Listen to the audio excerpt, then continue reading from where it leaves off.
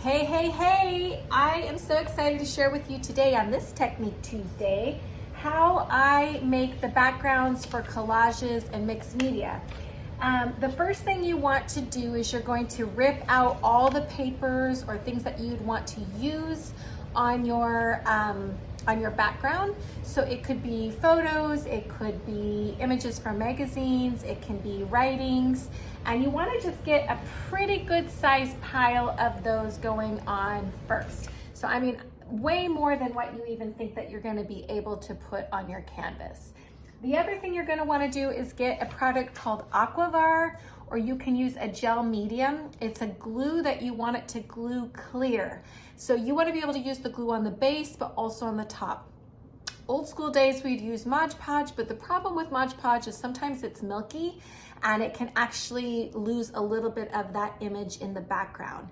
So make sure you have all your papers, rip them out. I tear all the edges so that there's no like clean, super clean edges. And then I just make a huge pile of everything that I think I'm gonna want to put on my background for my mixed media piece. And then I get my big thing of Aquavar, or if you wanted to use a gel medium, just make sure it dries clear. So I'm gonna be using this product. You can only get this at Georgie's Ceramics. It's actually a ceramic product. It's called Aquavar.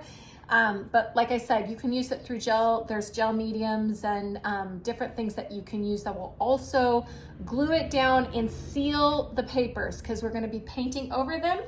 So that's where we are next. Okay, stay tuned because I'm going to flip the camera around and put it over my hands so you can see these in action.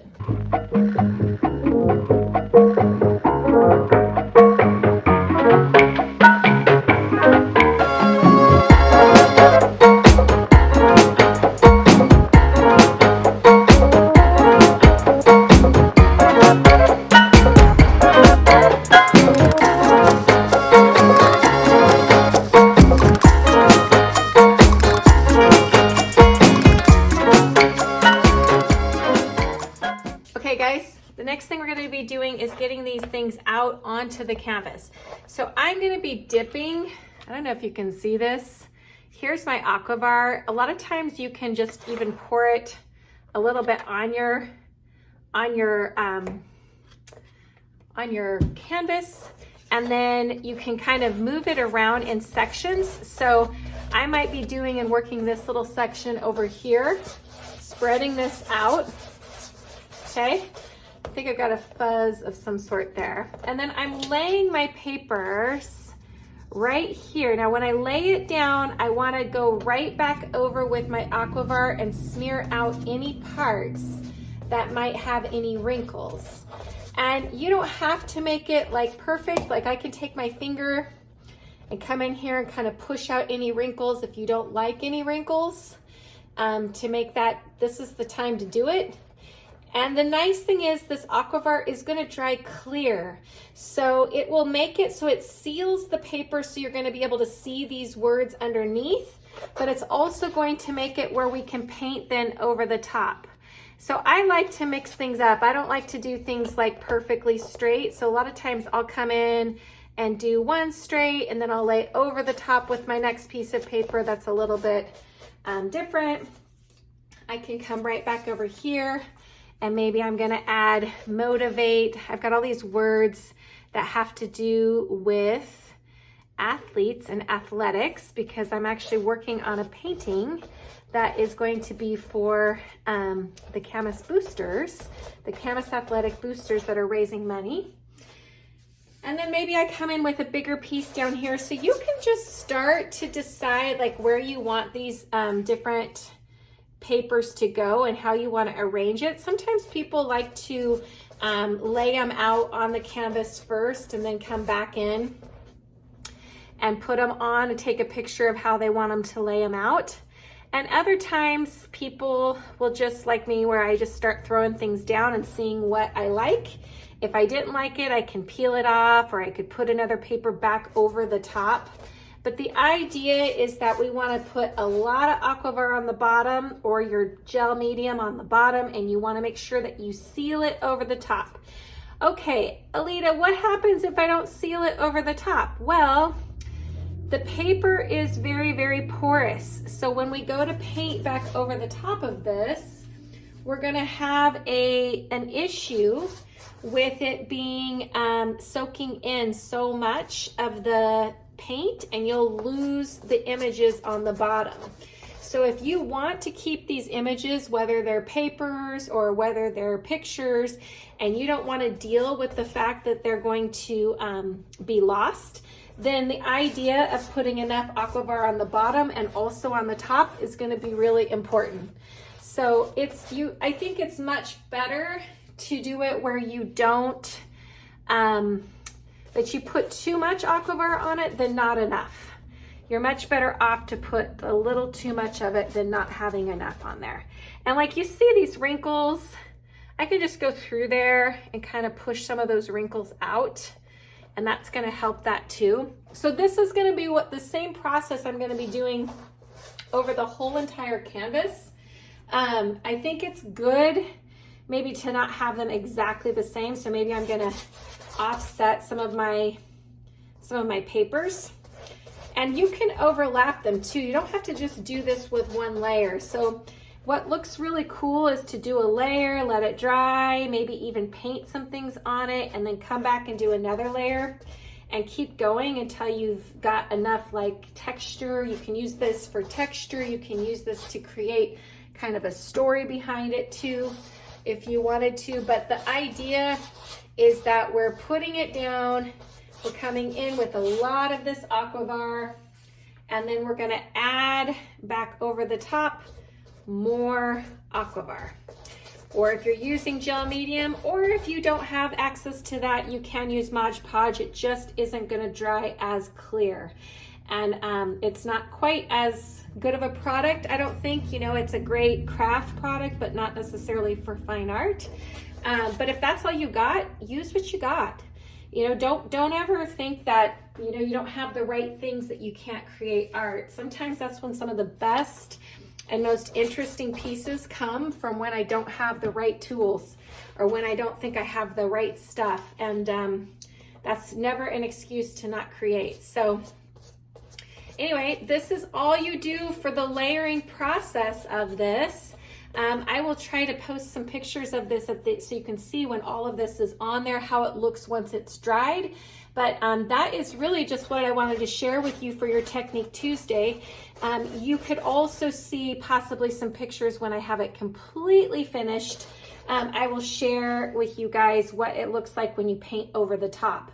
But this is just a great base layer. And something just to share with you if you were trying to do mixed media. It's a great intro into how I get all of the papers on my canvas before I paint over the top. And that's it.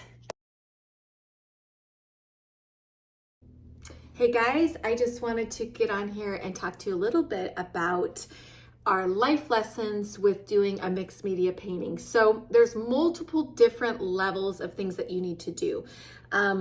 When you're trying to do just a regular painting, you get your paints out, you lay out what you think the direction that you're wanting to go to, and you just begin this process of painting. With doing a mixed media piece, there's a lot more into it. And one of the things that you have to do is you get more words and ideas and things than you think you'll use. So it's always like such a, the people will think, oh, it's pretty easy. You're just going to print out these words and then you're going to just lay it on here, and they'll pick out, or they'll take out like maybe a few things from a magazine. They'll take some pictures that they want, and they'll think that they'll kind of imagine that it's just going to be a little bit that you need to cover one layer. But what they don't realize, I'm just going to show you. I mean, this is all that I have left over here. And that it's always, you need like double or triple of what you think. And so I think that this really is applicable in life as well, because a lot of times, like for instance, my time management, if I'm gonna go do something, I'm like, oh, it's gonna just be super quick. I could just run in there and do that. And I have a really hard time recognizing the amount of actual time it's going to take me. I also do this with money. For instance, I'll do a trip and I'm like, I'm planning on this trip and I've got this much money budgeted, inevitably there's going to be something that goes wrong with that, or that is not, I need something like this bus didn't cost that, or things have changed. And so you're estimating everything to be just like perfect, like the exact amount that you need for this canvas. And yet when you're doing something like this, I want this much extra, because you don't know how much more, like doing extra layers or if you mess up.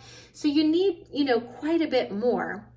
And I would say that that is a great thing to think about in your life. So for instance, when I make bids for a mural or something like that, or anything in business, but it also has to do with things that are personal, I really need to give myself a cushion on both ends. So it's much better if I give a bid on a mural and say, I think it's going to take me this much time, and I give myself about a 20% more time than what I think, because it gives me some wiggle room in case something happens. It's much easier for me to come back and say, okay, I was able to get that done faster. And there's no like me, having to come back from a job and then going, oh, we actually took us 3 extra days and this is going to cost more money, or I just have to eat that money, which really kind of sucks for both people. It's much better to prepare them for the worst, or to prepare for what you think, giving yourself some cushion on each side, than to give the bare minimum. And it's the same thing with doing mixed media. It's much better to like have too many things, too many pieces of paper where you can toss this or use it for another project, than to get in the middle of all the glue and you're putting all this down and you don't have enough. And you have to go back to the computer, or you have to go back to the magazines. You have to go backtrack. It takes way more time than if you had just given yourself enough. So in life, it's much better. Same thing when I take groups on tours, to Italy, or if we're going to be going to Croatia coming up. It is much better for me to kind of prepare people, saying, okay, this is the plan. Be ready though, we might have this take a little bit more time, or there's this chance that this might not actually work out. Like for instance, the Blue Grotto, when I'm telling people we're gonna go to Capri in the Amalfi Coast, and they're all excited about the Blue Grotto, and the Blue Grotto is awesome, but there is a shot and a chance that we might get there on the day that there's a ton of wind and they don't have it open. And so you have to be able to prepare people. It would be much harder for people on a trip anticipating this, excited about this, imagining to go to the Blue Grotto, and then we get there and it's closed. It's out of my control, but if I haven't prepped them, that disappointment is so much greater. So don't be afraid to give kind of, and I'm saying scare people or give them worst case scenario, but I'm also saying give them a realistic view. People do much better in anything in life. It's much better if you can kind of give yourself a little bit of a buffer, either for something bad that could possibly happen, so you're giving yourself a little bit more time, or also, in preparing others so they can get their minds wrapped around it. I have found so many times that people can transition easier, they can pivot easier if you've prepped them with the right amount.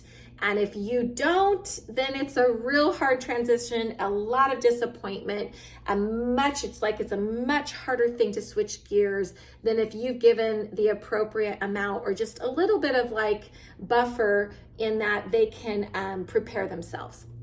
And so that is the life lesson. Always give yourself about 20 to 30% more than you think, whether that be with time, whether that be with preparing for things to maybe go wrong, or things that could maybe not go to schedule. Give yourself this leeway, give yourself this little bit of extra, and you're going to be a much higher success rate. Okay, take care, guys, and hope you learned and had a great time for your lesson for the day. Also remember, in case I forgot to tell you earlier, you're a 10, you're a 10, you're a 10. Don't forget it.